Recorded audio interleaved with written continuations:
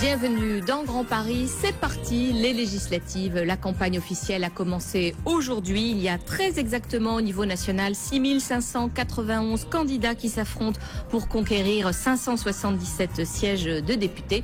Et si on regarde à l'aune de l'Île-de-France, ce qui nous intéresse tout particulièrement dans cette émission, eh bien il y a 1370 candidats qui souhaitent remporter 104 sièges de députés. Alors décryptage des enjeux, de la méthode, des arguments pour convaincre et mobiliser son camp. C'est ce que nous allons voir avec notre club d'élus et de responsables politiques franciliens. Face à la campagne reprend donc à partir d'aujourd'hui. Ce n'est plus la campagne présidentielle, c'est la campagne législative. Je reçois Frédéric Valtou. Bonjour. Bonjour. Vous êtes le maire UMP de Fontainebleau. Vous êtes vous-même candidat dissident. Je sens que ça va pas vous plaire, mais c'est quand même le cas à droite.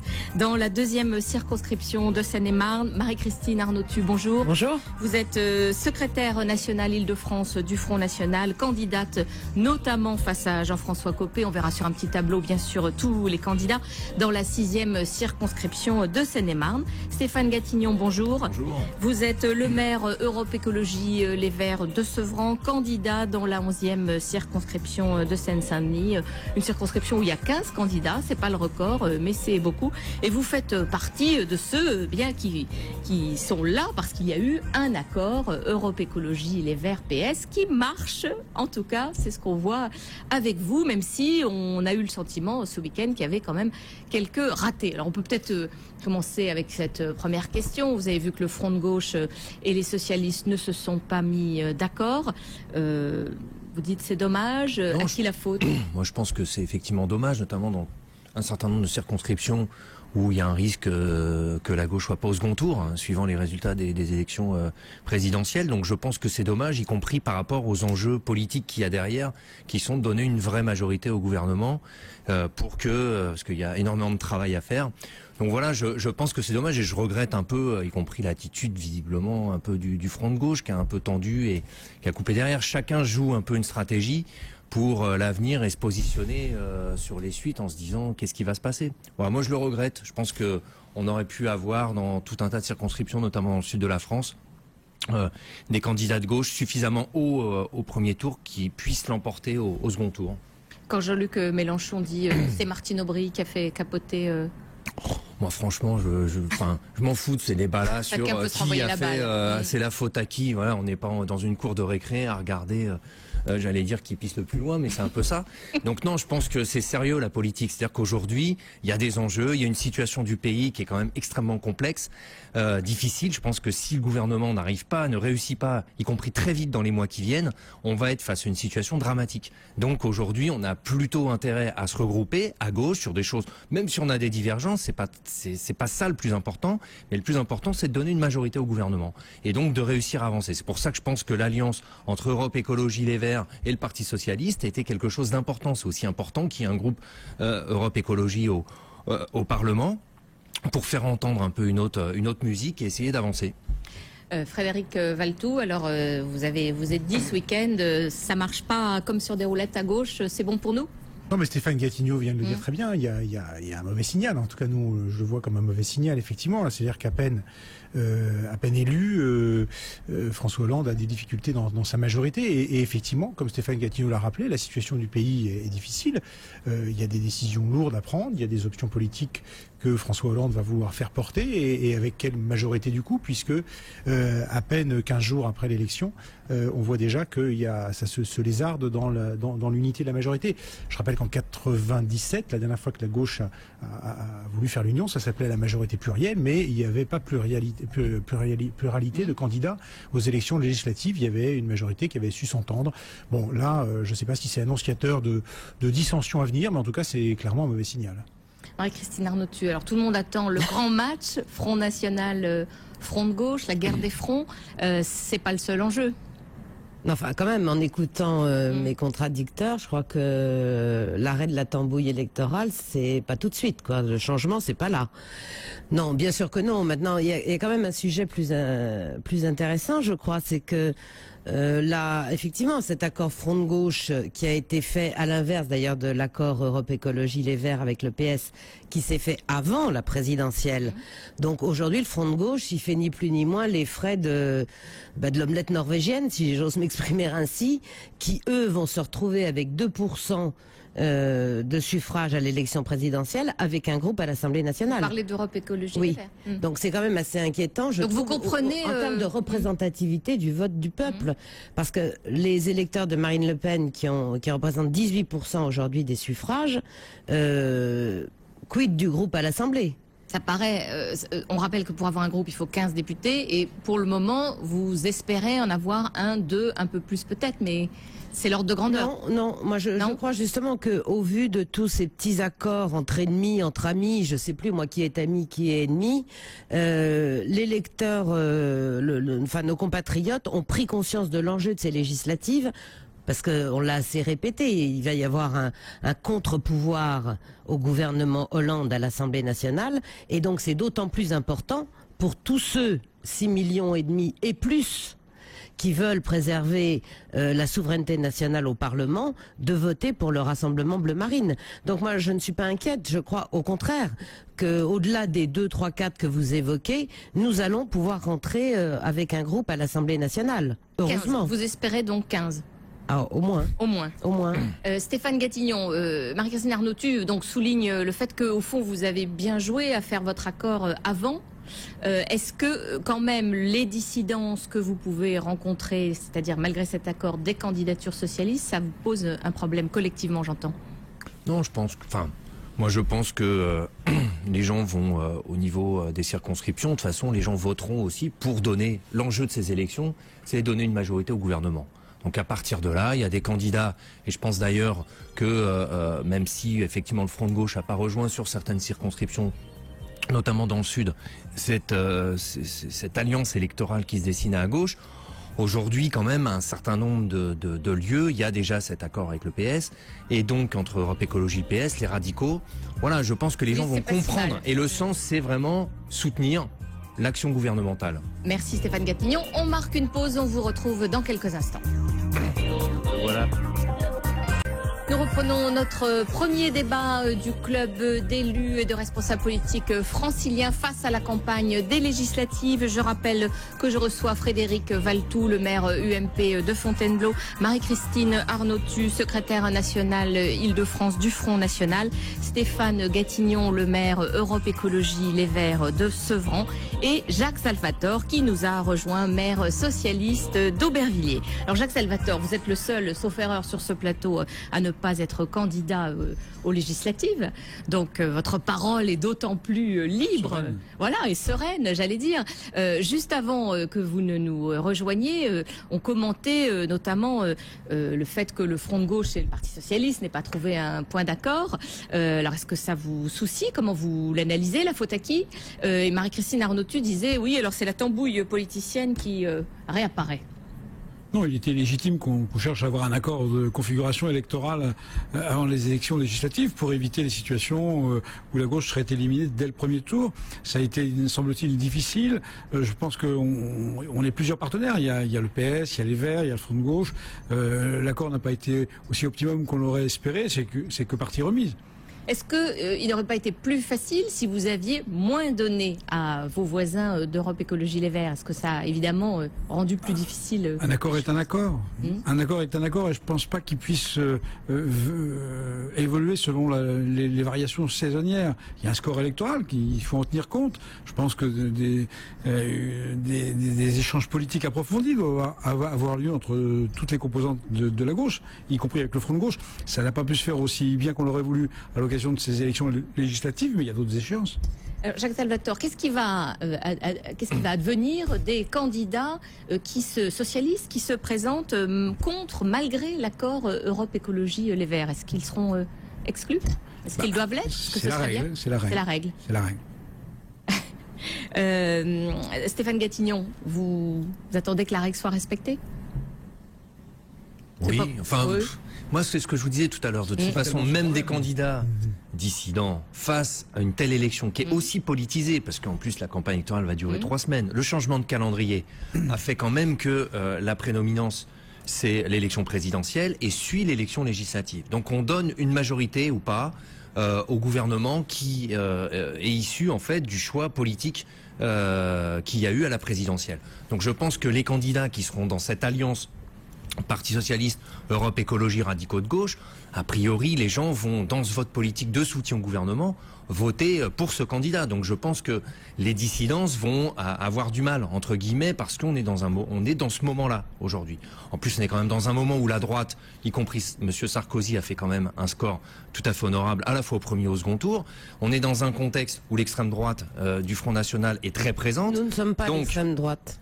On va parler du changement de donc voilà, on est quand même dans ce contexte-là. Je l'ai dit tout à l'heure, et je pense que c'est ça qui est le plus important de discuter, c'est quelles sont les priorités politiques pour le prochain gouvernement et pour sortir notre pays, enfin pour faire en sorte qu'on soit pas dans une crise totale dans les quelques mois qui viennent et faire en sorte qu'on en sorte de cette crise. Voilà, donc je pense que le vote, enfin en gros, on va aller vers un vote utile, quoi. Et je pense que c'est ce qui est préférable.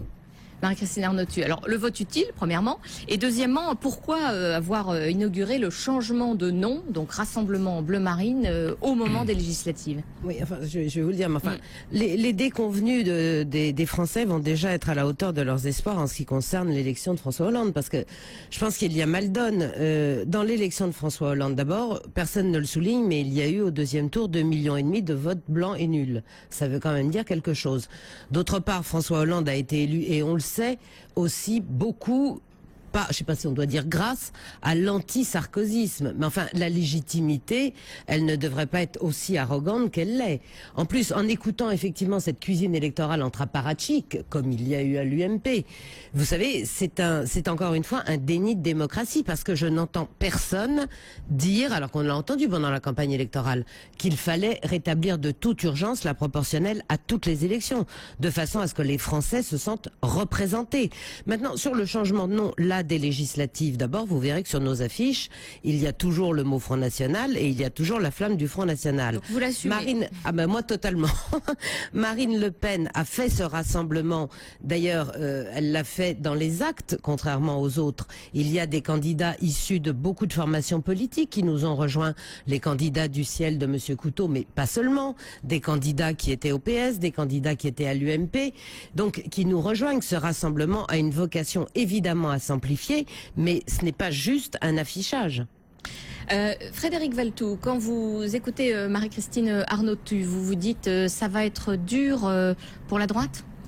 Ça va être dur, ça dépend des contextes locaux, mais enfin, ce que dit ma voisine est quand même, quand on regarde la réalité, il faut le tempérer. Il n'y a pas de ralliement massif, il y a des débauchages ici ou là, selon des situations locales, où elle citait M. Couteau, qui avait fait allégeance il y a bien longtemps et n'a pas attendu l'élection présidentielle pour se précipiter au Front National. Donc, ah non, il y a quelques mois, oui, enfin, il y a quelques mois, au mois de septembre. Ce n'est pas il y a quelques jours, C'était déjà.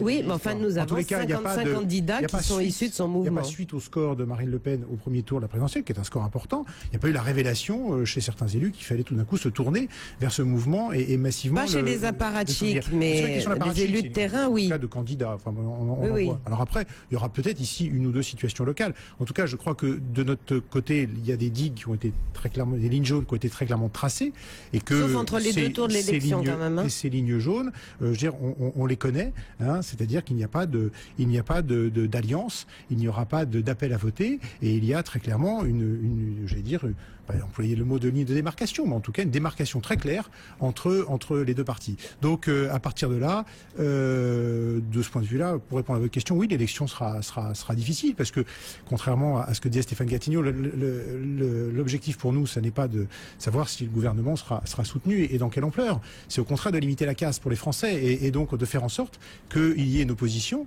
puisque faut pas se leurrer, je fais pas partie de ceux qui pensent que la droite, qu'il y aura une cohabitation. Je ne crois pas dans ce ce scénario. Le discours a un peu changé à l'UMP. Oui, sans doute. En tout cas, moi, j'y ai jamais cru.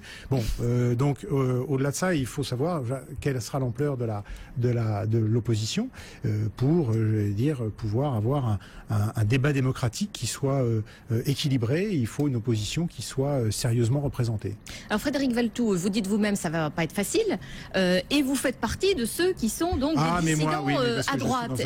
On parlait des contextes locaux. Vous savez, moi, j'ai contexte local particulier. On parlait de tambouille politicienne, on pourrait en raconter. Donc, bref, je ne veux pas m'étendre sur ma situation personnelle. On est dans une circonscription qui nous permet d'avoir un premier tour au primaire, d'avoir un primaire à droite ou une primaire à droite au premier tour, puisque malgré les demandes des militants, nous ne l'avons pas eu avant. Donc, on va régler ça au premier tour. Et puis, au deuxième tour, la famille politique sera réunie pour faire face à tous ceux qui seront toujours au deuxième tour et normalement la gauche. Alors, si on élargit bien sûr votre cas, puisque c'est pas le sujet de notre débat, mais vous avez contre vous une candidate investie par l'UMP qui est une femme. Donc, on en vient à une des leçons de ces investitures, c'est que la parité a reculé entre 2007 et 2012. Pas beaucoup, mais un peu quand même. Et elle a évidemment particulièrement été mal respectée à l'UMP. Jacques Salvatore, il faut faire quoi finalement pour que la parité soit respectée partout ? Il faut donner l'exemple d'en haut, c'est ce qu'a fait le président de la République et son Premier ministre en nommant un gouvernement paritaire. C'est la première chose à signaler de ce point de vue. Je pense que c'est un exemple qui devrait se diffuser tout au long de l'organigramme politique français. Ensuite, il faut que chacun des partis fasse l'effort nécessaire pour promouvoir des femmes en position de se faire élire. C'est mon cas dans la 6e circonscription de Seine-Saint-Denis, puisque c'est Elisabeth Guillou qui porte nos couleurs. L'effort n'est pas suffisant. À l'évidence, les pourcentages ne progressent pas. Là, pour le coup, la situation particulière de la droite amène à cette diminution. J'espère qu'il n'en sera pas de même dans l'avenir. On peut tous travailler à ce que les choses s'améliorent sensiblement. L'exemple de la parité gouvernementale devrait nous y aider beaucoup. Alors, on a entendu ce matin des commentateurs dire que s'il y avait 49% officiellement de femmes côté PS, c'était pas sûr qu'on aille jusqu'au bout avec ce pourcentage-là, qu'il y avait souvent une manière un peu, discrète d'amener certaines femmes à se retirer, à retirer leur candidature. Et si vous connaissez les techniques, faites-moi part, ça pourrait m'être utile dans l'avenir. Vous n'êtes pas au courant. Je ne suis pas au courant, non ? C'est comme la parité aux élections municipales, où on oblige à parité, puis après, les postes de maire et d'adjoint, il y a déjà beaucoup moins de femmes. C'est impossible. C'est impossible. C'est impossible aujourd'hui. Plus maintenant sur les femmes. C'est Shabadabada, comme on dit. Non, moi je pense qu'un des moyens d'arriver à la parité, mais aussi de démocratiser et de renouveler, ça va être ce qu'a annoncé d'ailleurs le président Hollande, c'est l'instauration d'une part de proportionnel dans l'élection législative. Je vois pas comment on peut renouveler le Parlement sans avoir cette part de proportionnel, y compris en termes d'âge, en termes de vision des choses. Je pense que c'est extrêmement important. Toutes les élections aujourd'hui pour toutes les assemblées, comme on a au niveau municipal, comme on a au niveau régional, on n'a pas au niveau décantonal, et regardez les assemblées départementales partout en France, il y a 80% d'hommes, 20% de femmes à peine. Regardez l'âge moyen des élus, c'est une vraie question, un vrai problème dans notre société, et on retrouve la même chose à l'Assemblée nationale. On a moins de 20% de députés femmes aujourd'hui, mais ça on le retrouvera, et il y a aussi un aspect démocratique, que tout le monde puisse être représenté à partir du moment où on a de la proportionnelle partout. Marie-Christine Arnautu, d'accord ? Oui, mais ça je l'ai déjà dit, moi je trouve insultant que les femmes soient assimilées à des quotas. Et le système des quotas ne marche pas. Je vous prends un autre exemple. Regardez, ça fait des années qu'on essaye d'imposer aux entreprises les 6% de quotas, par exemple, de travailleurs handicapés. Ça ne marche pas. Ils préfèrent payer des amendes, comme j'ai entendu Monsieur Copé, je crois que ça va coûter 4 millions d'euros à l'UMP. En fait, c'est ce que ça avait coûté avant, si j'ai bien compris. Oui, mais enfin, donc ça ne marche pas. Donc laissons ce système de quotas et regardons d'une part la proportionnelle, pas à dose entière, intégrale, et puis en fonction des compétences.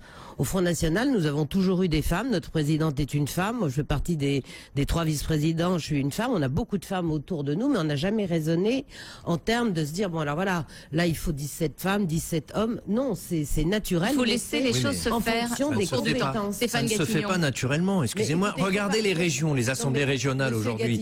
Les assemblées régionales aujourd'hui sont paritaires. Regardez les assemblées départementales, vous avez 80% d'hommes.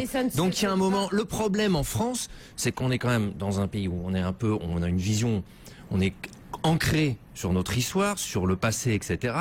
Et on a beaucoup de mal, notamment les hommes, mais y compris, regardez l'âge moyen des élus lorsqu'on n'est pas sur des assemblées démocratiquement élues avec à la proportionnelle, où on se retrouve avec des hommes vieux, etc. Et ça, c'est un vrai problème. Et donc il faut passer, malheureusement, il faut passer au système du quota. C'est le seul moyen.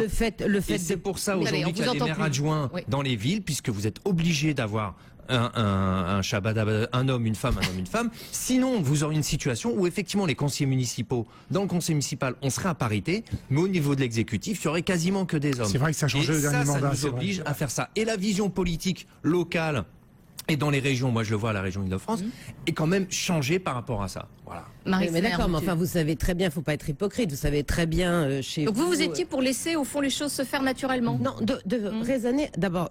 En ce qui concerne les quotas, je vous dis, ça ne marche pas. Toute contrainte, en général, est néfaste. Mais il faut voir en fonction des compétences. Et puis, ne soyons pas hypocrites. Vous donnez bien souvent des circonscriptions très difficiles, en tout cas beaucoup plus difficiles que d'autres, à des femmes avec l'affichage de la parité. Frédéric Valletoux, alors est-ce que c'est la croix un peu que porte l'UMP? Parce que là, bon, comme c'était évidemment une grande majorité sortante, c'est difficile. Non, la difficulté, ça a été un peu dit, c'est la difficulté du renouvellement, c'est la difficulté d'organiser le renouvellement et de sortir du principe de sortant en permanence, j'allais dire, reproposé au suffrage. Et donc c'est vrai que tout ça ça participe au blocage, effectivement, de la représentation soit des femmes, soit d'autres, on peut parler d'autres types de minorités qui peut-être aspirent aussi à avoir une expression politique plus affirmée. Voilà. Bon, néanmoins, oui, l'UMP avait comme objectif 50%, il y a 28%. Là, on en est ça loin, rejoint aussi sans doute les pratiques internes de notre parti. Je crois qu'il faut que voilà, les périodes on va dire de défaite électorale, puisqu'il y a défaite présidentielle, sont peut-être l'occasion aussi de revoir et de réinvestir les pratiques des partis qui peut-être se sont pas beaucoup posé de questions ces dernières années, puisqu'ils étaient pas dans une situation de le faire. Et donc c'est vrai que ça, sans doute, la démocratisation de notre mouvement sera un sujet, en tout cas on est nombreux à le souhaiter. Merci Frédéric Valletoux. On va marquer une pause, on vous retrouve dans quelques instants et on parlera bien sûr des enjeux, de ce qui permet sur le terrain de mobiliser les électeurs. Puis on verra avec vous si vous craignez le retour de l'abstention, ou en tout cas une abstention supérieure à la présidentielle. On marque une pause, on se retrouve dans quelques instants.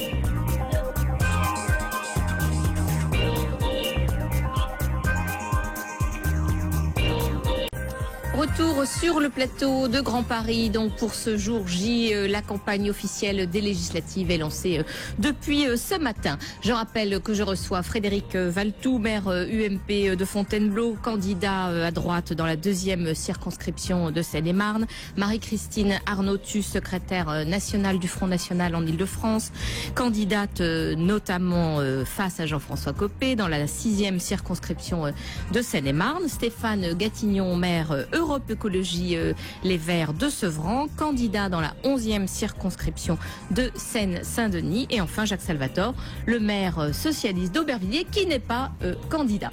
Alors Jacques Salvatore, sur les enjeux, je dirais un peu globaux de ces élections législatives, est-ce que déjà le premier enjeu, c'est pas d'avoir un bon niveau de mobilisation? Est-ce qu'il n'y a pas un risque immédiatement que le soufflet après la présidentielle retombe? C'est toujours un risque. En règle générale, les législatives qui suivent une élection présidentielle ne sont pas l'objet d'une grande démobilisation. On ne retrouve pas sans doute le taux de participation de l'élection présidentielle, mais on s'en rapproche suffisamment pour que ce soit globalement acceptable. L'enjeu pour les socialistes, c'est bien sûr que François Hollande retrouve à l'Assemblée nationale une majorité qui soutienne son action. Et c'est un enjeu considérable qui va nécessiter qu'on se mobilise beaucoup. Alors, est-ce que l'enjeu, c'est celui-là, ou est-ce que c'est qu'il ait la majorité absolue pour faire exactement ce qu'il veut, sans se tenir compte de ses partenaires? Je ne pense pas que le président de la République approuverait ses propos. C'est pas ce qu'il veut. C'est ce sur quoi il s'est engagé devant les Français et qui lui ont permis d'être président de la République. Donc il lui faut la majorité nécessaire pour y parvenir. Stéphane Gatignon, donc quand vous parcourez la campagne de terrain, donc quels sont les arguments auxquels les électeurs sont sensibles? Comment vous pensez pouvoir mobiliser?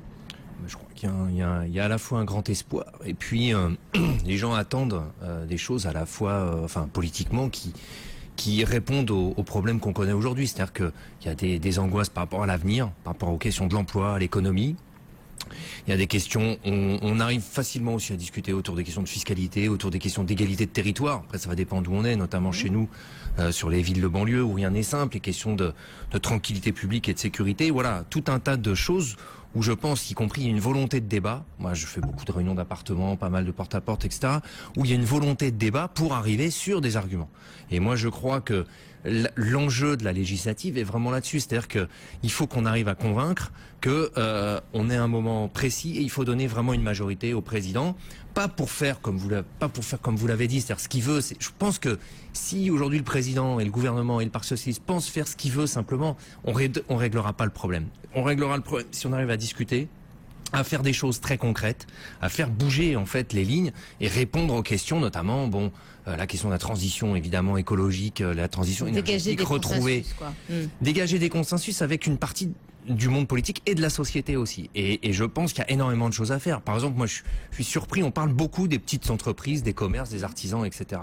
Et beaucoup de gens aujourd'hui, je vois dans nos quartiers, dans nos villes, une ville comme Sevran ou Villepin, tout Tremblay, c'est des villes en même temps où il y a énormément de richesses, de gens qui se battent, qui ouvrent des entreprises, des petites PME.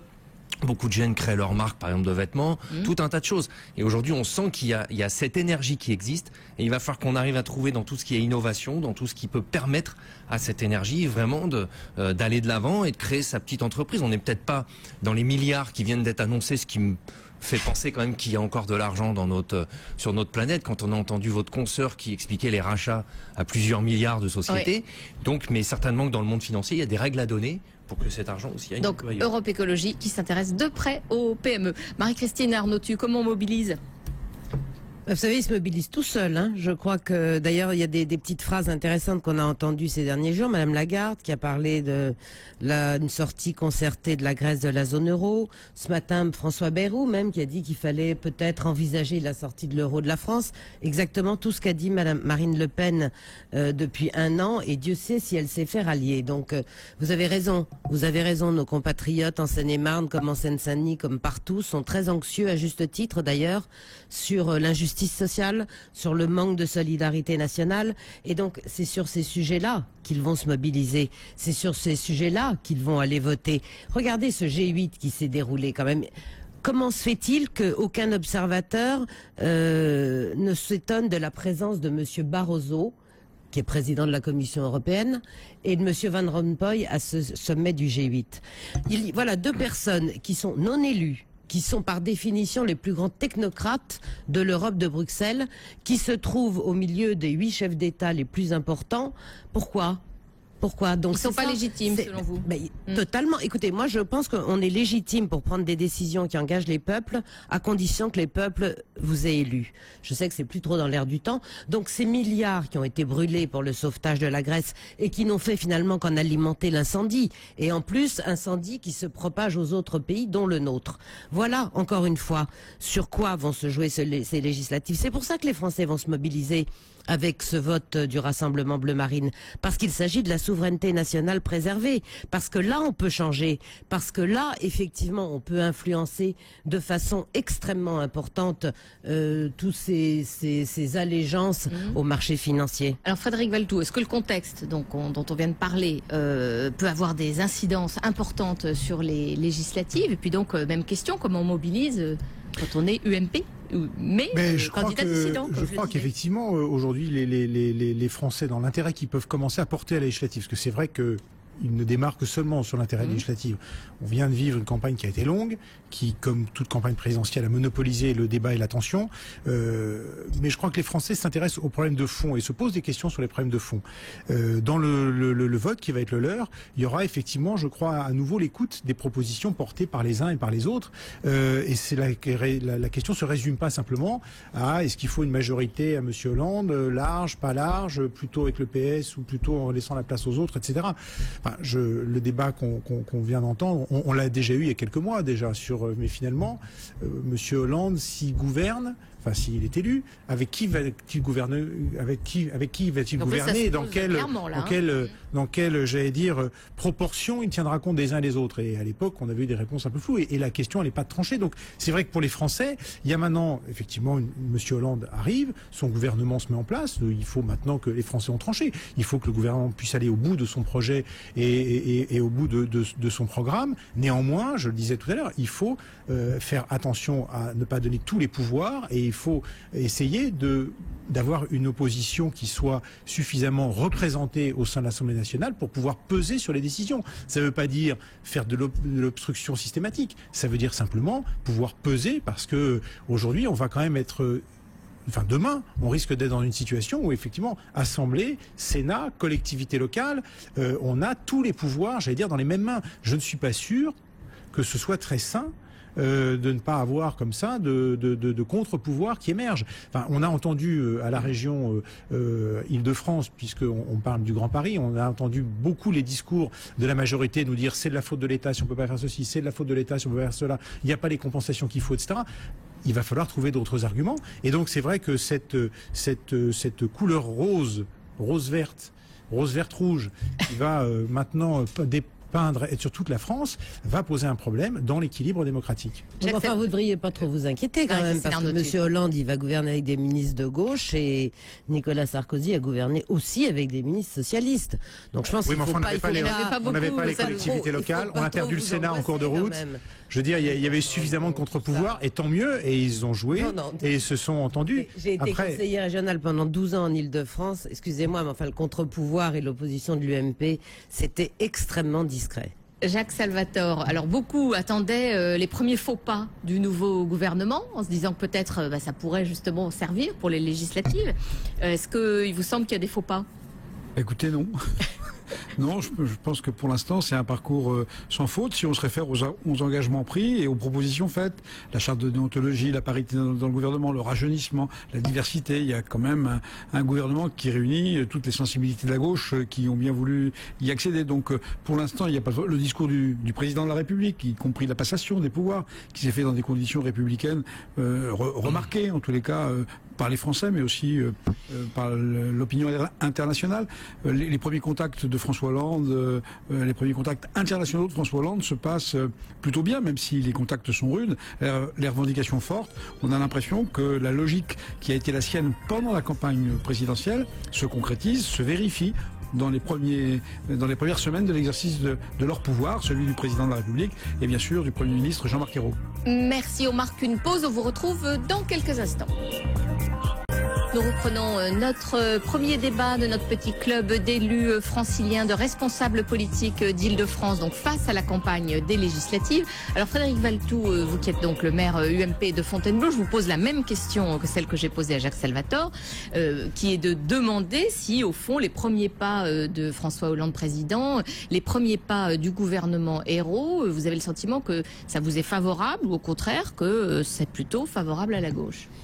Là, on parle de quelques jours, avec en plus un week-end de l'Ascension en plein milieu. Donc, je veux dire, c'est comme les premiers pas d'un enfant, quoi. On sait que c'était dit toujours devant l'enfant qui marche. C'est bien, mais enfin, il faut attendre. Là, il marche. Oui, il marche, c'est déjà rassurant. Il marche. Je sais pas s'il marche droit, mais en tout cas, pour l'instant, il marche. Bon, au-delà de ça, c'est vrai qu'il y a eu des signaux. Faut le reconnaître. C'est vrai que la parité du gouvernement, c'est vrai que la promotion d'une nouvelle génération de responsables politiques, c'est réel. Donc, il y a des choses qu'il faut pas nier. Maintenant, je veux dire, c'est pas sur les symboles. Les symboles, c'est important, c'est toujours important, mais ça n'est pas que là-dessus qu'on peut évidemment juger et attendre le gouvernement. Donc, on attend les premières mesures, on attend les premières prises de position des différents ministres, de ceux qui portent des portefeuilles importants. On attend les premiers projets de loi. Je pense que c'est à l'aune de ces décisions-là qu'on verra effectivement ce que le gouvernement et le président, j'allais dire, a dans le ventre, a envie de faire réellement pour le pays. Alors, il y a les élections législatives. J'espère que on va pas lisser tout en attendant pour que les élections législatives se passent dans de bonnes conditions pour le président et le nouveau gouvernement. Je pense qu'il y a des décisions qui s'imposent maintenant. J'ai compris de la campagne électorale que François Hollande considérait que ces premiers jours étaient importants. Donc j'imagine que c'est dans les prochains jours qu'on va voir les premières décisions. Après l'affichage, et là, on pourra effectivement se revoir et en discuter. Mais je suis moins béat d'admiration devant le beau bébé qui marche depuis quelques jours. jours. Stéphane Gatignon, vous êtes BA? BA, non, j'ai pas l'habitude d'être BA de toute façon. Donc non, moi j'attends les premières mesures. Effectivement, on a. Qu'est-ce qui serait symbolique pour vous, Europe Écologie et les Verts, dans les premières mais je pense qu'on va voir tout ce qui est. Si on prend juste sur le terrain économique, tous les enjeux autour de la transition écologique de l'économie, tous les enjeux autour de l'innovation, tous les enjeux, voilà, quelles sont quelles perspectives politiques il y a? Oui, mais qu'est-ce qu'on va avoir comme signes déjà qui vont arriver là-dessus? Après, j'allais dire, je prends peut-être ma casquette de maire, mais juste pour dire un mot. Aujourd'hui, les collectivités locales sont dans des difficultés, notamment par rapport à l'emprunt. Et ce que j'attends, là, j'ai écrit ce matin des lettres qui partent chez le Premier ministre et les ministres qui suivent ces questions-là, c'est que le gouvernement intervienne aussi auprès des banques pour accélérer deux choses. Un, la Banque des collectivités locales, qui est restée en plan depuis des mois. Et aujourd'hui, on est dans une vraie situation problématique. On n'arrive plus à emprunter pour pouvoir faire les chantiers et les budgets d'investissement qui sont prévus. Et ensuite, une intervention du gouvernement auprès des banques pour permettre aux banques de prêter de l'argent aux collectivités locales. Simplement pour faire ce qu'on doit faire. Parce que si les chantiers des collectivités locales, les budgets d'investissement des collectivités locales sont bloqués dans les mois qui viennent, dans les semaines et mois qui viennent, on ajoute encore de la crise à la crise.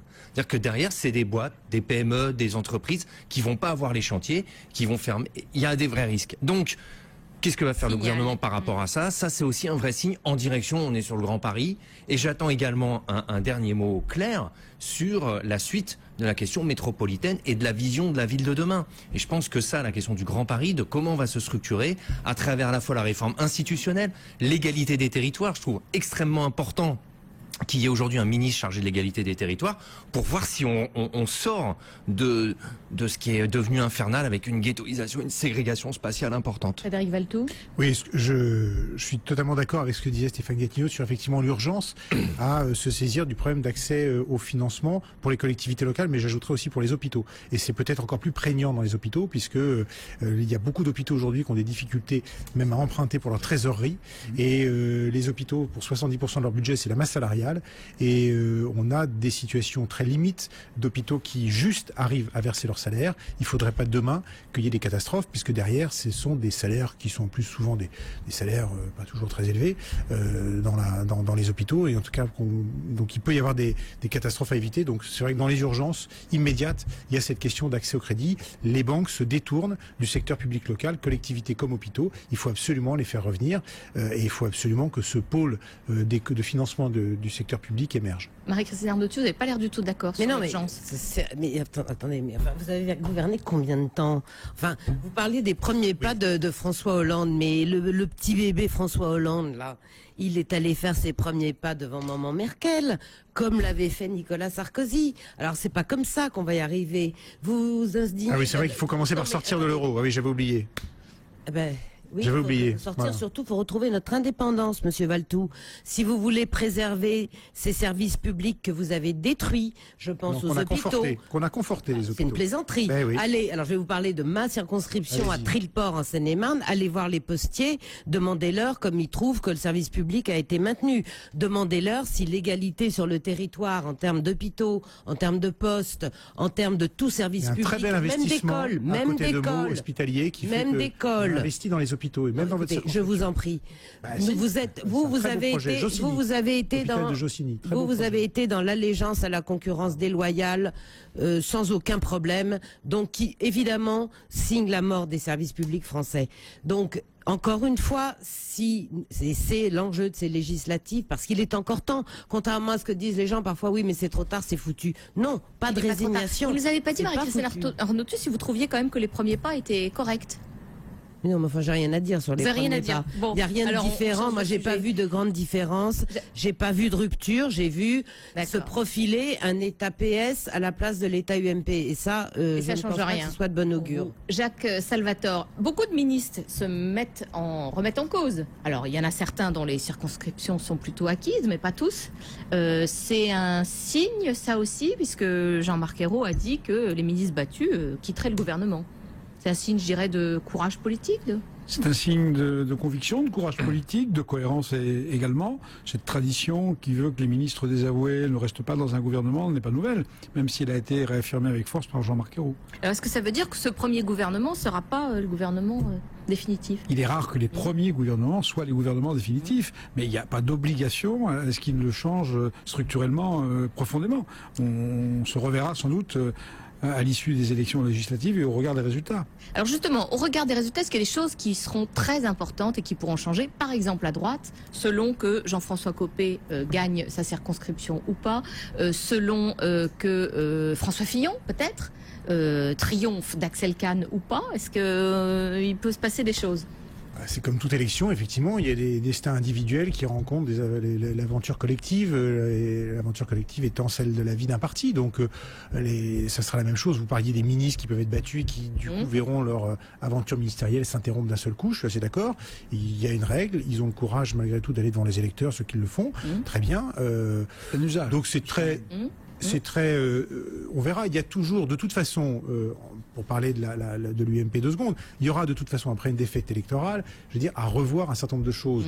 Tous les responsables de l'UMP l'ont déjà dit. Je crois qu'il y a des méthodes à revoir, il y a des manières de fonctionner. Donc il y aura un après. Il y aura un après, mais ça, c'est pas nouveau, ce sera après les législatives. Marie-Christine Arnautu, si par hasard Marine Le Pen ne gagne pas face au Front de Gauche, face à Jean-Luc Mélenchon, qu'est-ce qui se passe?